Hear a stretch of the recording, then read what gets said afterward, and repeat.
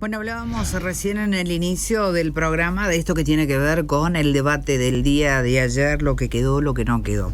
Decíamos también que íbamos a hablar con una especialista para ver cómo lo había visto, o en realidad cuáles son las pautas más importantes en lo que tiene que ver con la comunicación. Estamos en comunicación ya con Leticia Quintana Pujalte, que es doctora en comunicación por la Universidad de Málaga, investigadora postdoctoral en el Grupo de Investigación Política, Ideología y Propaganda de la Universidad de Sevilla. Muy buenas noches para vos, Leticia. Mabel Echavarría aquí, ¿cómo está? Hola Mabel, un placer escucharte otra vez y gracias por la presentación, pero sí que también me gustaría agregar que soy graduada de la UNE. Obvio, sí, así sí. Que no me olvido de mis orígenes. No, por supuesto. Es más, sí, estamos... sí, es cierto, no lo dije acá, pero lo dije al principio, que íbamos a hablar con una de nuestras egresadas. Por supuesto, y bueno, hablar del debate que todavía estamos con la resaca de lo que pasó anoche, ¿no? Es cierto. ¿Qué es lo que queda de un debate? ¿Para qué sirve un debate? Uno se pregunta, bueno, nosotros que estamos un poco con mucha información, escucharlos da un panorama distinto, o se puede hacer un análisis distinto, pero desde el punto de vista de la comunicación, ¿por qué es importante un debate? ¿Qué deja un debate? Y si cambia en algo o no a la gente que va a ir a votar. Perfecto. Lo que siempre yo charlo con mis alumnos al respecto es que hay que entender que los debates son una puesta en escena, ¿no? Es una puesta en escena muy importante dentro de la estrategia de la comunicación política. Uh-huh. Hay que entender que estos adversarios políticos, estas personas que están en esa puesta en escena, se transforman en este momento en actores de un espectáculo. Y bueno, y hay que cuidar muchas cosas, el lenguaje verbal, pero también el lenguaje no verbal, el gestual, se comunican emociones, se comunican más allá de lo que uno dice, también comunica confianza, comunica valores, ¿no? Confianza, uh-huh. Seguridad, empatía. Estos candidatos lo que están haciendo es branding político, están gestionando su propia marca política. Entonces, en principio, tener claro que un debate es eso, ¿no? Es una estrategia de comunicación política, uh-huh. Que apunta a construir la marca de estos candidatos desde otro punto de vista, ¿no? Fuera de la propaganda, fuera de estos encuentros que hay televisivos, por ahí más guiados, y son narrativas de confrontación, ¿sí? Que también eso lo hacen tan interesantes a los debates. Claro, o sea, es una puesta en escena donde evidentemente... Por supuesto. No sé si has tenido la oportunidad, Leticia, de ver el debate de ayer, de anoche. Por supuesto, sí. Bueno, claro. Sí, evidentemente, sí. Los dos candidatos que a lo mejor más sinergia y más desacartonados estaban eran aquellos dos que evidentemente no van a ingresar a un balotaje, ¿no?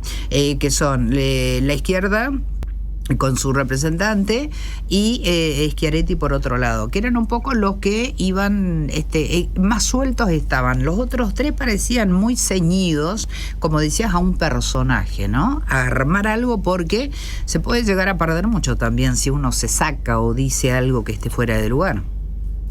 Por supuesto, el que puede perder más, a ver, tenemos dos candidatos que son los que podían perder más. El candidato que lidera las encuestas, por uh-huh. supuesto, que era el que más podía llegar a perder ante los ataques posibles de los otros, sí. Que desde mi punto de vista, la verdad es que Milei salió bastante airoso de la situación, uh-huh. Y comunicacionalmente los que a mi criterio profesional estuvieron mejor fueron Milei, Massa y Bregman también. Tal vez los que deberían trabajar algunas cuestiones, siempre hablando comunicacionalmente, ¿no? Sí. Son Schiaretti y Bullrich, ¿no? Esto que yo te decía al principio, nosotros a la hora de coachear un candidato, ese candidato tiene que entender que está expuesto a una serie de elementos y en los que tiene que jugar un juego que es el juego político. Y esta cuestión de la fluidez de la palabra, por ejemplo, es un elemento súper importante que se pone en juego en esta puesta en escena. Y en el debate vimos, por ejemplo, a la candidata Bullrich con alguna dificultad para mantener una dicción fluida Sí.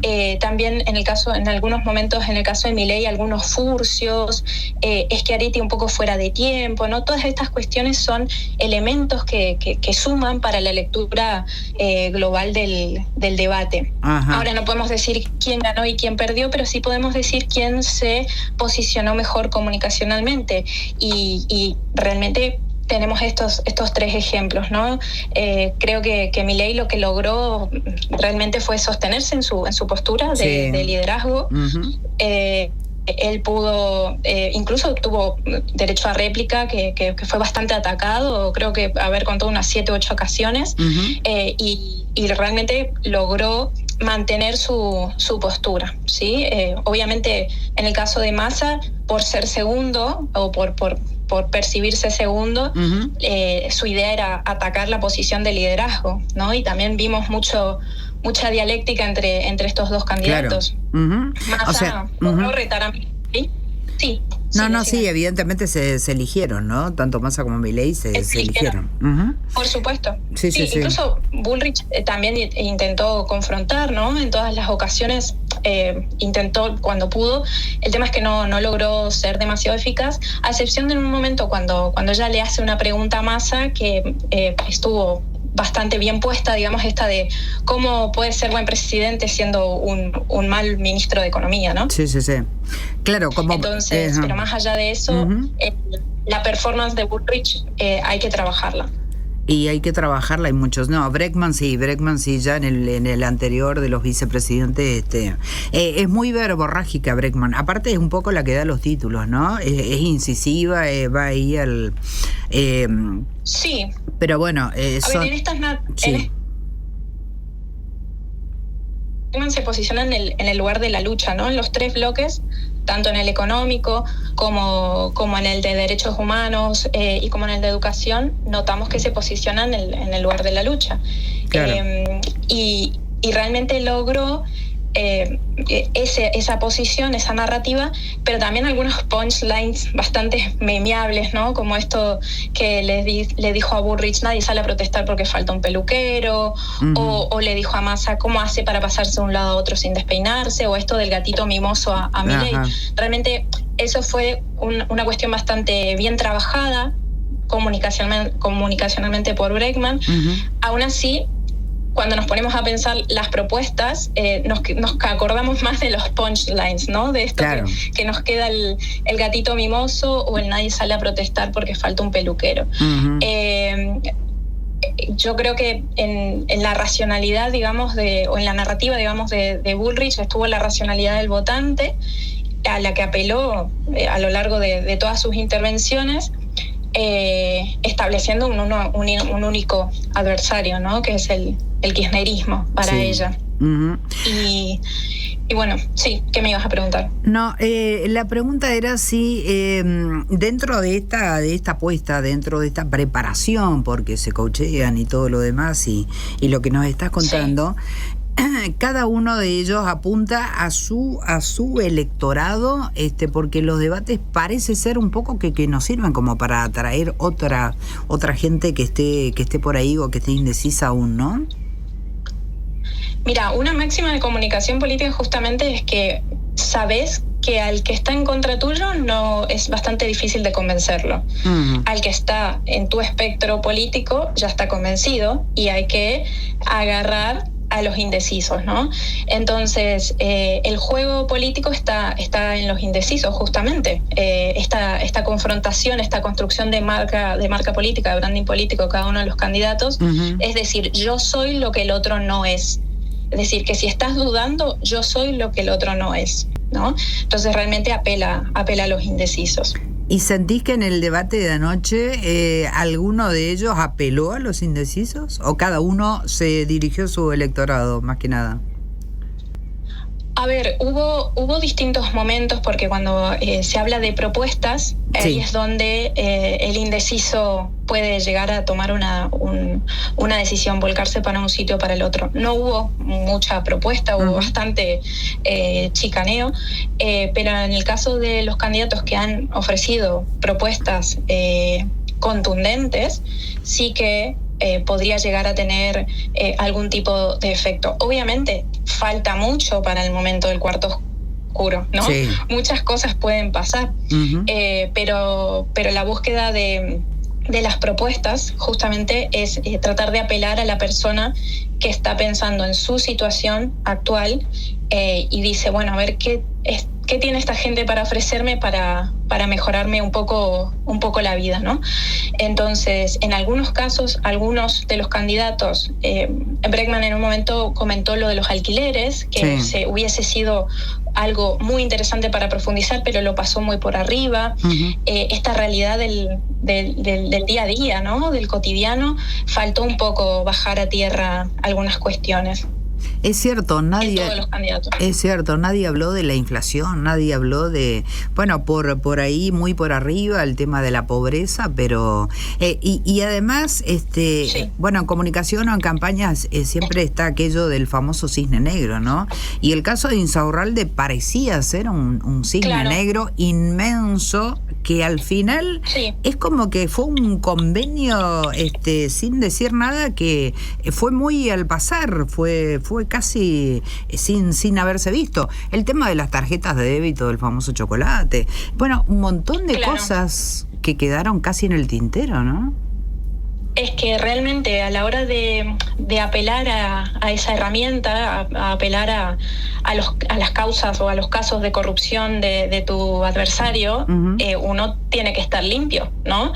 Entonces realmente, porque te pueden rebatir. Entonces, con situaciones de tu propio partido o de contactos anteriores o vinculados a tu espectro político.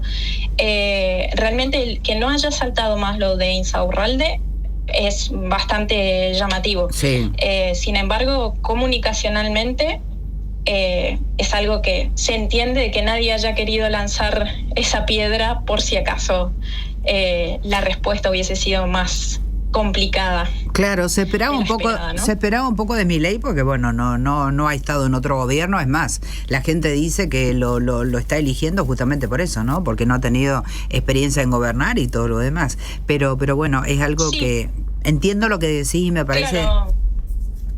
Por supuesto, pero pueden ir hacia la historia familiar de Milei, hacia su familia, hacia otras cuestiones que lo vinculan, por más de que él ya no tenga vínculos vínculos demasiado cercanos con sus padres, con las empresas en Estados Unidos y demás. Es decir, que realmente creo que fue un pacto tácito de decir, bueno, de esto no hablamos. Bregman sí que lo mencionó, pero tampoco profundizó cuando habló de ese tema, ¿no? Del tema de la corrupción. Es cierto. ¿Y cómo viste que manejaron? Porque acá se ve en los gestos y todo lo demás. Bueno, hoy todo el mundo analizaba gestos y poses y demás, ¿no? Pero también en general, ¿cómo viste que han manejado la presión? Porque esto sirve mucho también para ver el temple que tiene cada uno, porque va a ser nada más y nada menos que presidente de la nación, alguno de ellos, ¿no? Por supuesto. Sí, claro. Bueno, ya te digo que para mí los tres mejor posicionados han sido Milei, Massa y Bregman, los que se mostraron más ordenados comunicacionalmente. Creo que el país entero estaba observando a Milei y teniendo en cuenta sus anteriores apariciones en televisión, pero que ha estado muy bien y también han intentado atacarlo con diversas cuestiones en varios momentos. Incluso Bregman estuvo bastante bien cuando Milei dice lo de los 30.000 desaparecidos, que no fueron 30.000 desde su punto de vista. Ella podría haber saltado, pero finalmente no ocupa su tiempo para hablar de eso, sino que al final, después en el cierre, ella reivindica la cuestión de que sí han sido 30.000. Es decir, que estuvieron bastante controlados en ese sentido estos tres candidatos. No, totalmente. En el caso de Schiaretti,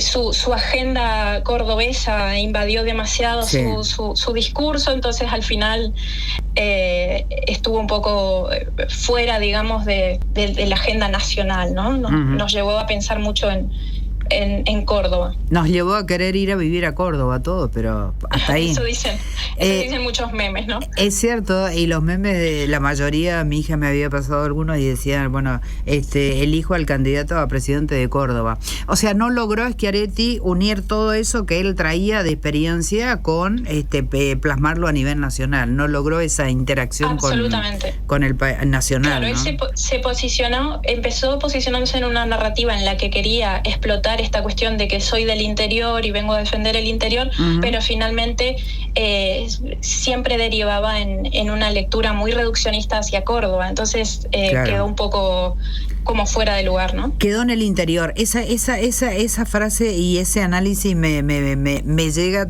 totalmente y lo logro entenderlo. Schiaretti queriendo salir o defender un poco al interior, quedó en el interior.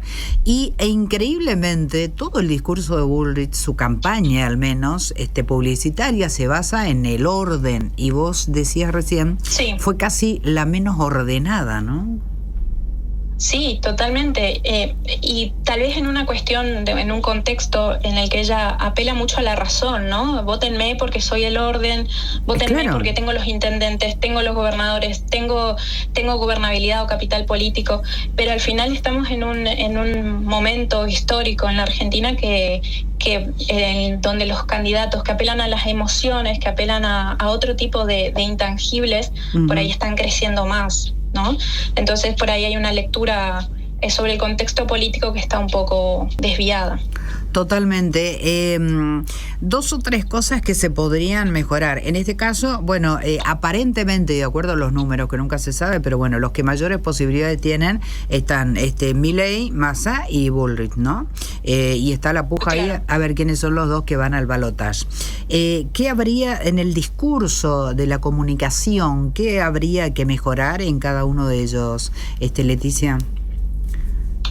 Bien, a ver, lo que tenemos es que si hay un líder, el líder debe mantener su liderazgo, ¿no? Va a hacer lo posible, debería hacer lo posible para mantener su liderazgo. Y lo que está en disputa es el segundo puesto. Entonces, realmente en el próximo debate, cuando se hable de seguridad, de trabajo y producción o desarrollo humano, posiblemente la disputa esté en ese segundo puesto para crecer en ese segundo puesto y para disputar realmente el liderazgo. Si son estratégicos, es decir, si no empiezan a discutir entre candidatos que tal vez no están disputando el segundo puesto, creo que pueden llegar a crecer estos dos candidatos que quieren ocupar o asegurarse el segundo puesto. Bien, y finalmente, Leticia, ¿qué te pareció el esquema que eligieron los candidatos conjuntamente con la Junta Electoral, ¿no? Porque se ponen de acuerdo entre todos los candidatos para establecer un sistema. Sí. ¿Qué te pareció el sistema de debate que se obtuvo finalmente? Yo creo que el derecho a réplica está bien porque es ordenado, de alguna manera ordena el debate. Tal vez se podría establecer mayor cantidad pero limitado por bloques más adelante, ¿no? Porque vimos que se gastaron muchísimos derechos a réplica en el ámbito de la economía. Es verdad también de que nuestra situación en el país está atravesada por una preocupación sobre el bloque económico, ¿no? Entonces es esperable que las confrontaciones, las narrativas de confrontación de estos candidatos estén en el ámbito económico. Desconozco si no tenían muy claro que no tenían 5 derechos a réplica por bloque y no en los totales, eso lo desconozco. Sí me parece que debería ser ordenado y tal vez limitar de alguna manera la cantidad de derechos a réplica por bloque, pero sí dar más en cada bloque. Claro, totalmente. No sé si me explico. Sí, perfectamente. Sí. No, y además queremos escucharlo a ellos, queremos escuchar cómo ellos se construyen a sí mismos, ¿no? Como candidatos. Totalmente. Y tener un poco más de interacción también, ¿no? No todo tan estructurado, tan etiquetado, tan duro. Bueno, no sé si quedó algo que quieras agregar antes de despedirnos. No, que la verdad es una alegría absoluta de que esté por ley el debate, Sí. que haya una obligación de parte de los candidatos, porque eso fortalece a la democracia también, fortalece la participación ciudadana, incluso con la posibilidad de elegir una de las temáticas como fue la cuestión de derechos humanos y convivencia democrática. Así que en este sentido solo valorar esa cuestión y bueno, esperaremos a ver qué pasa en el siguiente debate y hacia dónde se inclina la balanza. Es cierto, será el próximo 8 de octubre y ahí ya vamos camino al 22 de octubre finalmente. Y bueno, no podemos dejar de comentar también así muy al pasar, pero fue lo más importante, el primer debate presidencial allá entre Nixon y Kennedy, ¿no? En la década del 60, que fue el primero que se transmitió al menos, sí. Pero ese sí que fue un debate, bueno, seguido por millones de personas obviamente, y que dejó muchísimo, ¿no? Sí, fue el inicio de la espectacularización de la política, claro. ¿No? Esto de cómo Nixon en su momento iba liderando las encuestas hasta el momento del debate, y cuando Nixon no es tan agraciado ante las cámaras y Kennedy una persona muy fachera, ¿no? Muy pintón, sí. Que se ganó a la gente desde su imagen, cambió radicalmente el destino de esa elección. Entonces, entender que los debates siguen siendo eso, siguen siendo claro. Mucha imagen, ¿no? Entonces eso también hay que cuidarlo. Absolutamente. Leticia, te agradecemos muchísimo. Bueno, en Europa ya son 5 horas más, así que estamos, esta es bastante sí. tarde, así es que te agradecemos muchísimo. Leticia Quintana Pujalte. No, gracias a vos y seguramente después del próximo debate estaremos analizándonos nuevamente. Muchísimas gracias, buenas noches. Por supuesto. Gracias. Adiós. Adiós. Bueno, era Leticia Quintana Pujalte.